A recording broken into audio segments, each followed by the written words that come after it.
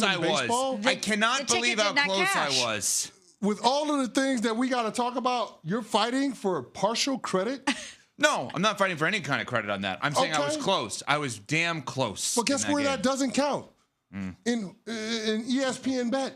It doesn't count to be close. You have to win. They're not like, here's $5. You were close. I got to get a win. It's not how it works, I got to get a win.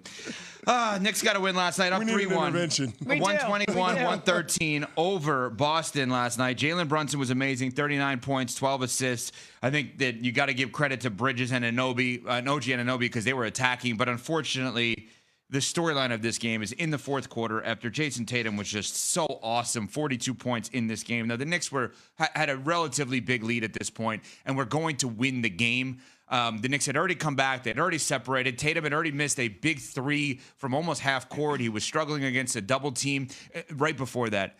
But Tatum goes down with a non-contact injury, and he was so understandably so angry, pounding his fist on the floor, that at first I thought, oh no, did someone like cut him off? Did someone cheap shot him by accident there or whatever?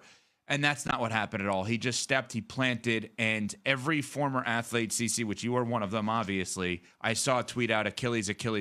We're not reporting that, but when you saw that as somebody who's been through unfortunate injuries yourself, you thought what? I thought the worst. It's a non-contact injury. It's every athlete's worst fear, every fan's worst nightmare, right? When your franchise player goes down with that type of injury in a consequential moment when your team is trying to defend the title, it hurts. And while I will acknowledge that the Knicks were firmly in control of the game, I will say this. The Knicks were up by 9 points after that breakaway dunk by OG Anunoby with 3 minutes left to go in the game. Mm-hmm. The Boston Celtics were shooting the lights out of the basketball. They made 18 threes, 12 in the first half. It was one of those games, so no lead was safe for the New York Knicks because of how the Celtics were shooting the ball. Again, I will acknowledge the Knicks were firmly in control, but to have that injury happen in that moment, it absolutely sucks. It's never a good moment to have a major injury or potentially a major injury like that, but especially in that moment, you're talking about Game 4, the Celtics trying to claw back into this series after going down 0-2 at home. Brilliant performance on Saturday in Game 3, and it followed it up with a masterpiece game by Jayson Tatum, dropping a 40-burger in the Garden, potentially to tie the series up going back to Boston. And for it to end like that, it just mars what was an awesome game, competitive back and forth. I hate it for the Celtics. Most of all, I hate it for Jayson Tatum. Devastating. It's absolutely devastating. When he went down, you saw the visceral reaction and how much pain he was in. He looked like he was in agony. And when he went and grabbed the back of that ankle, we all thought the worst. And I absolutely hate it for Jayson Tatum. I hate it for the Knicks. Rob's coming in the studio. And I just hate that it happened anytime, but I hate that it happened in that moment for him. And if you're the Boston Celtics, I don't know how you turn the page from this. Not only that you let the Knicks come back again and win this game, but the fact that everything they said after the game, it was just devastating from every single player. I just feel for Jayson Tatum. I don't have any words right now, is what Jaylen Brown said. This is going to be really difficult for them to move on from. No doubt. And here's the sad part about Boston's situation. You have new ownership that is facing a financial disaster when it comes to what they're going to do, the luxury tax, being in the second apron, how they're going to potentially retool this team. We looked at this year as a last dance scenario for the Boston Celtics as we knew them. The group that won a championship, we acknowledge that they can't keep this thing pushing beyond the 2024-2025 season. So for it to end this way with potentially a catastrophic injury to Jayson Tatum, it's absolutely awful. Nobody wants to see this. It's what every basketball fan worries about, especially if you're in a scenario where the player might be dealing with something. Now, those were not the cards for Jayson Tatum last night. It feels like a freak injury, the nature of it, but it just absolutely sucks that he's going to be off the court for Game 5, not have an opportunity to help his team try to fight back into this thing. Joe Mazzulla, head coach of the Celtics, postgame on Tatum being carried off, unfortunately, last night. Obviously, you're always worried about someone's health. So the fact that he had to be carried off, like you said, he's the type of guy that when he gets right up. So he didn't, and we'll know tomorrow exactly what it is. But it's tough to watch. A guy like him get carried off like that. And also Tatum's tag team partner for however many years now, they've been amazing together. Jaylen Brown had this to say on losing Game 4 and Tatum getting hurt. Tonight is tough. I think everybody's kind of in a loss for words just because, one, losing the game, but obviously the concern with JT. But we pick our heads back up tomorrow and go from there. It's awful, obviously. And the sad thing is, if it is, again, I'm just talking, not reporting here on this.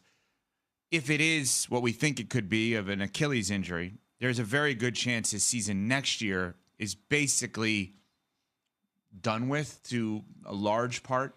And he's now added to a list of players that includes Dame Lillard and Kyrie Irving that probably are not going to play a lot next year.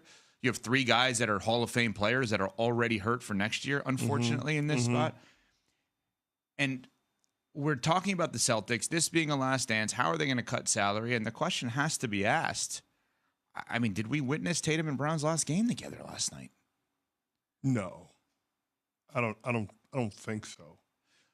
I don't think so. I think that there are other players that the Boston Celtics will look at trying to move on from. But if you don't have him, everything changes for next year. Well, yeah, everything changes for next year. I don't think that we're looking at the Boston Celtics as a title contender in 25-26. But there's a hell of a lot of runway with Tatum and Brown left to go. We're still talking about players in their mid-20s, late 20s. So I don't think that it's the end just because you're not going to have an opportunity to compete next year, or it seems like it's highly unlikely that you'll compete next year. I think we have to acknowledge that this is a moment for the Boston Celtics where they're going to have to retool. They're going to have to lean more into Derek White and Peyton Pritchard, and you're talking about them potentially looking to move off of Drew Holiday and Kristaps Porzingis. It probably makes it easier. It feels like that's where this thing is headed anyway. Yeah. So I don't know that it changes what we think about the core of the Boston Celtics moving forward, but I think it's clear that this is an inflection point for the franchise, and it's not just because they sold a team, it's because they have to deal with the catastrophic injury to Tatum. Now, that being said, series isn't technically over. The Boston Celtics are 8-2 without Jayson Tatum in the lineup, but this is a different animal that we're talking about with the New York Knicks and how they're playing. And what we can't allow to happen is their performance to get lost in this, because this is the exact type of response that you're looking for from a team after having a letdown game at home in the Eastern Conference semis. Yeah, but it's going to be really hard to turn that page. Think about the 3 losses that the Celtics have sustained in this series already. They're up in all of them, and the Knicks find a way. And this is with Jayson Tatum out on the court for the majority of it and healthy. It's going to be really difficult for them to summon whatever they need to in order to come back and win this series. It's not over yet, but I would not be surprised if we see the Knicks close it out. Yeah. And then you have all these questions about what is the severity of the injury? How long is his future compromised? And with the financials with the Celtics, I don't want to say it's the last time that they've played together, but I'm also not taking it off the board. Let's continue with that coming up, because even if they don't play, or even if they do play together again, the other guys around them are going to look a lot different than they looked last night. That last night, unfortunately, for the Boston Celtics may have been the last night of their dynasty. They're not a dynastic run, let's just say, of competitive run like this, conference finals and beyond, seemingly every